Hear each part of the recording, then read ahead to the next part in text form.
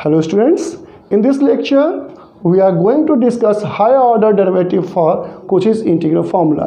अभी आपने देखा कि हमने Cauchy's integral formula में केवल जो फंक्शन था वो कोई भी ऑर्डर उसका नहीं था, सिंगल ऑर्डर का था। लेकिन क्या होगा अगर उसका ऑर्डर इससे अधिक होगा तो उसके लिए if f of z is analytic in sight and on a simple closed curve C and A is any point inside the circle, then derivative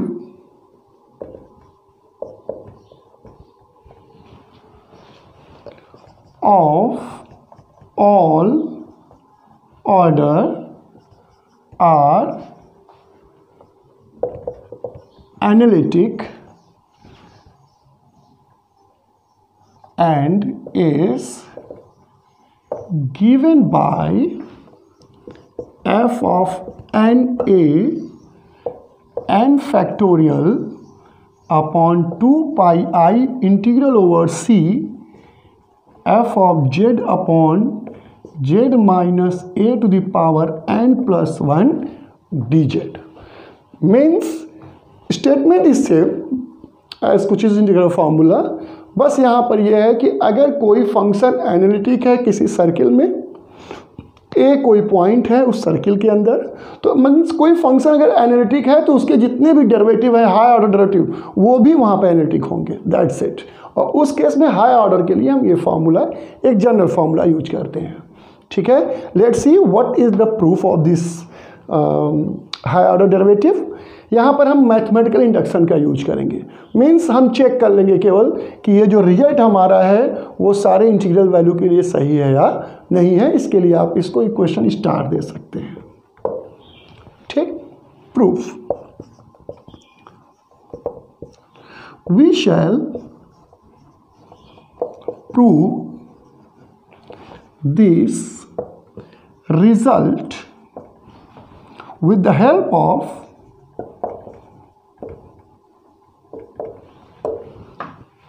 mathematical induction। You know what is the mathematical induction? हम केवल check कर लेंगे कि जो result है वो different value के लिए सही है या नहीं है। तो हम मान लेते हैं लेट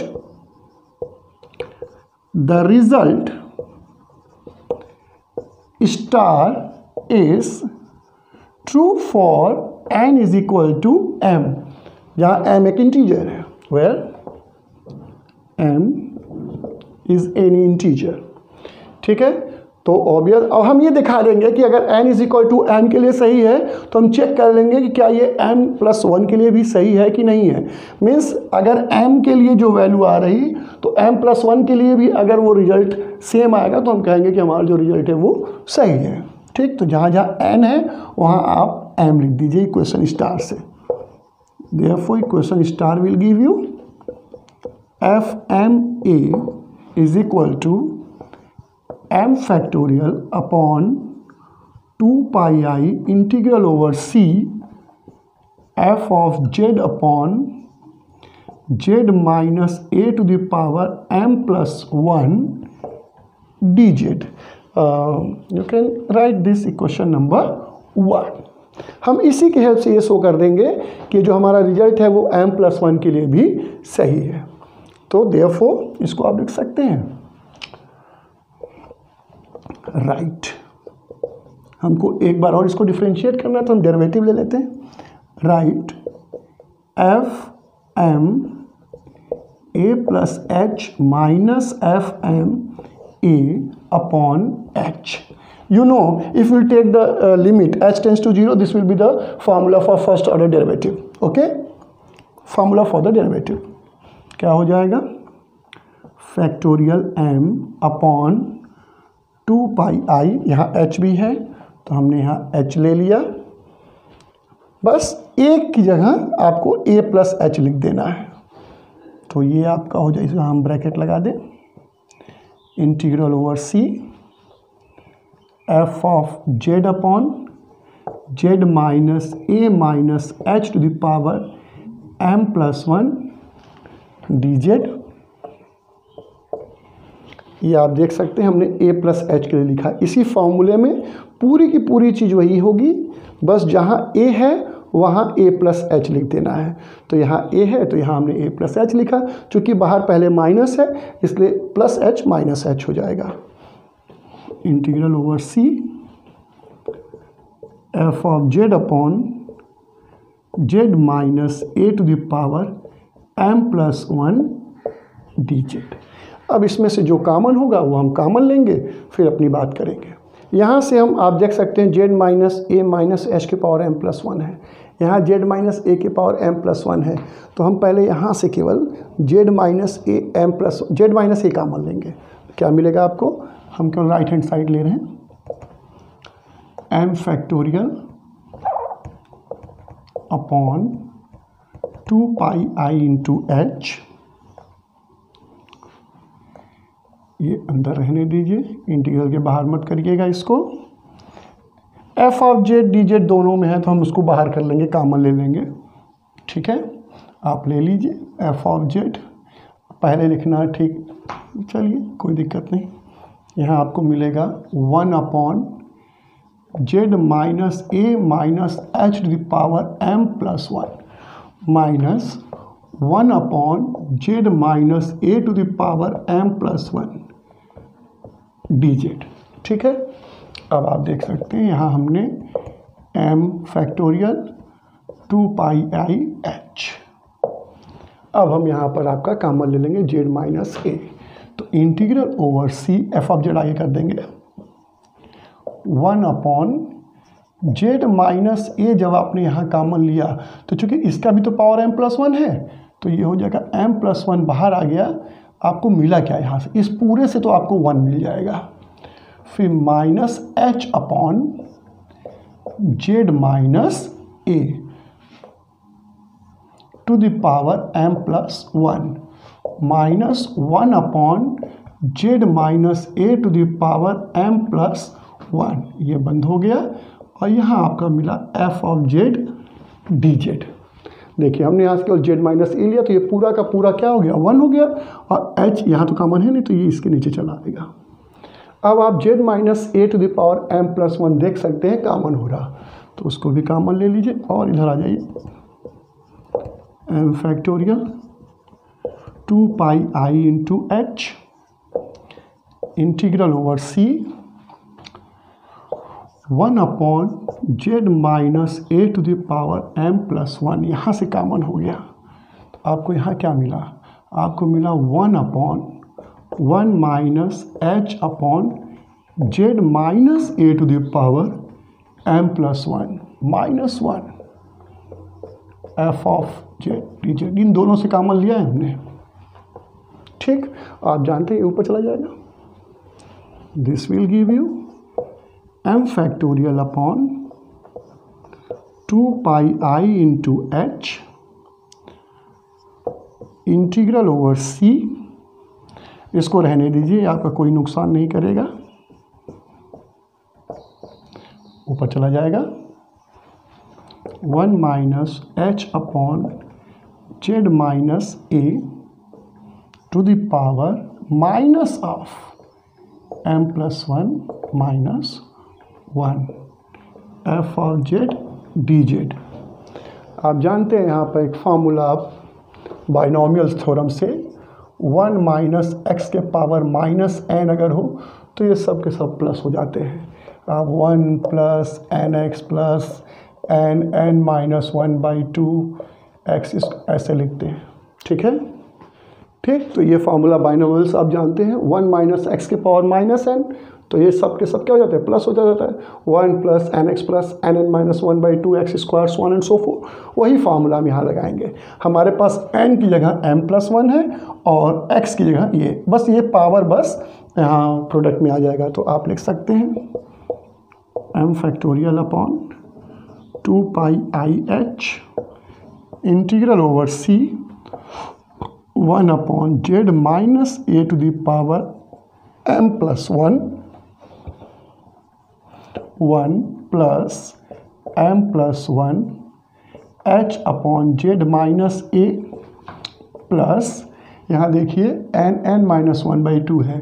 तो अगर यहाँ आप वही काम करेंगे तो आपको मिलेगा, करके देख लीजिए, n की जगह अगर आप m प्लस 1 फिर m प्लस 1 माइनस 1 तो ये कर m प्लस 1/2 आपको मिलेगा।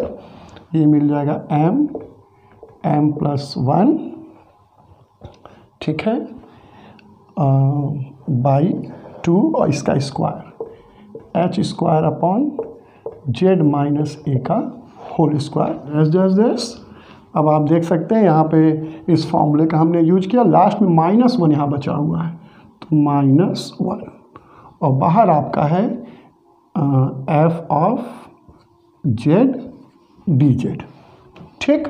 अब ये देख सकते हैं +1 और -1 क्या होगा, कैंसिल हो जाएगा। ये h आपने एक बाहर रखा है, अब इस h को हम अंदर करेंगे तो आप देख सकते हैं ये h इस एक h को तो काट देगा, लेकिन आगे हर जगह आपको h मिलेगा और h की वैल्यू पहले आप कर लीजिए। This will give you m factorial upon 2 pi, ये h अब हम अंदर कर रहे हैं, integral over c 1 upon Z minus A to the power m plus 1, h cut जाएगा, m plus 1 upon Z minus ए प्लस एक h यहाँ बढ़ जाएगा m plus 1/2 h upon Z minus A का स्क्वायर, so on and so forth. और यहाँ आपको मिला f of Z D Z.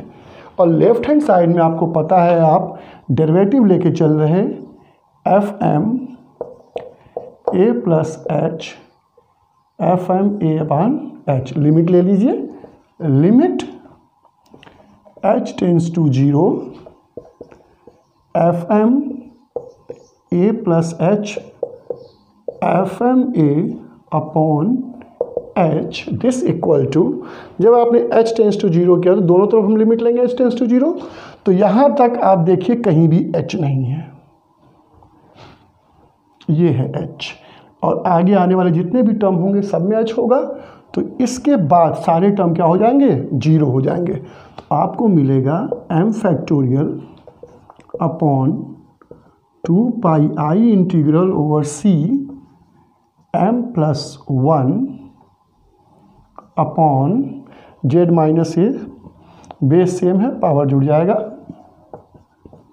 Power m plus 2 f of Z D Z.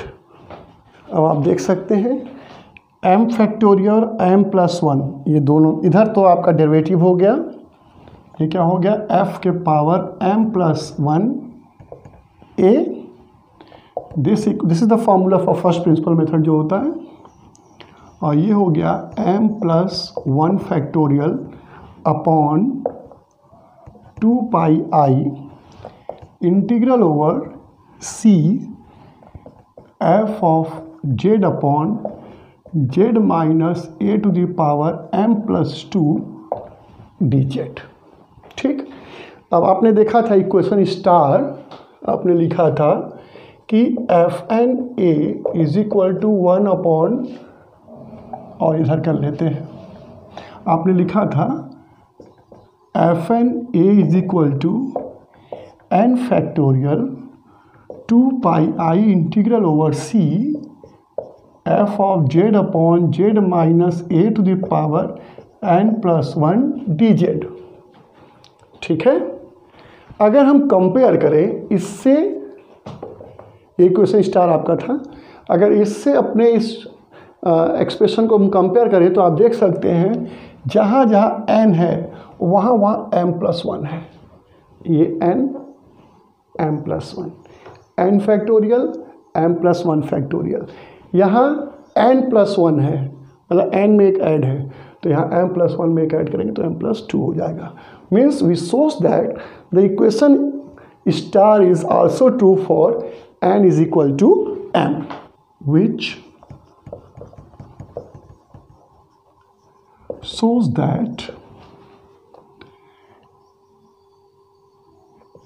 result star is also true for n is equal to m plus 1. Hence, we can say that the result star is true for all integral value of n. Therefore, hence आप लिख सकते हैं f N a is equal to n factorial 2 pi I integral over c f of z upon z minus a to the power plus 1 dz. ये आपका formula हो गया Cauchy's integral formula for higher derivative of f of z. Now let's see some problem over Cauchy's integral formula for higher derivative. ठीक है, तो पहले आप वो फॉर्मूला लिख लीजिए जिससे आपको कंपेयर करने में आसानी रहे. By Cauchy's integral formula for higher derivative, we know that fn a is equal to n factorial upon 2 pi I integral over c f of z upon z minus a to the power n plus 1 dz. ठीक है, हमने क्या formula यहाँ लिखा है, पूरा statement नहीं लिखा है. आप कंपेयर करो. अब पहली बात ये है कि एक प्रॉब्लम आती है कि कैसे हम डिसाइड करें कि कब हम डेरिवेटिव का फार्मूला यूज करेंगे, कब हम सिंपल फार्मूला यूज करेंगे. तो हालांकि डेरिवेटिव वाला फार्मूला भी हम सिंपल में लगा सकते हैं, लेकिन यहाँ पर अगर आपको इजीली कंपैरिजन में मिल जाए, आप देख सकते हैं यहाँ पावर 4 है और जबकि सिंपल में पावर कितना था, 1 था. ठीक है, तो ये तो यहीं से पता चल जाता है. और दूसरी चीज़ जो मेन मोटो है वो है जेड की वो वैल्यू जिस पर ये फंक्शन इनफाइनाइट हो रहा है.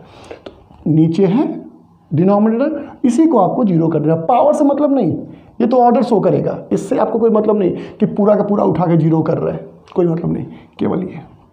ठीक है, उससे ये तो ऑर्डर शो करेगा. यहाँ से कंपेयर करेंगे तो n की वैल्यू आपको मिलेगी और वही n की वैल्यू यहाँ जब आप रखेंगे तो आपको पता चलेगा कि गिवन फंक्शन को कितनी बार आपको डिफरेंशिएट करना है. तो इसी फॉर्मूले को हम ऐसे भी लिख सकते हैं, r integral over c f of z upon z minus a to the power n plus 1 dz is equal to 2 pi I ऊपर n फैक्टोरियल नीचे 2 pi I upon n factorial F N A. इसी चीज़ को हमने लिखा है. अब आप सीधे सीधे कंपेयर करिए. ठीक, यहाँ पर सर्किल जो है वो आपका जिसका रेडियस 3 है और यहाँ z इज इक्वल टू -1. तो ये ऑब्वियस सी बात है कि z इक्वल टू -1 सर्किल 3 के अंदर आएगा, क्योंकि 3 रेडियस लेके जब आप सर्किल ड्रा करेंगे तो -1 तो उसके अंदर आना ही है. ठीक, तो here z is equal to -1 is the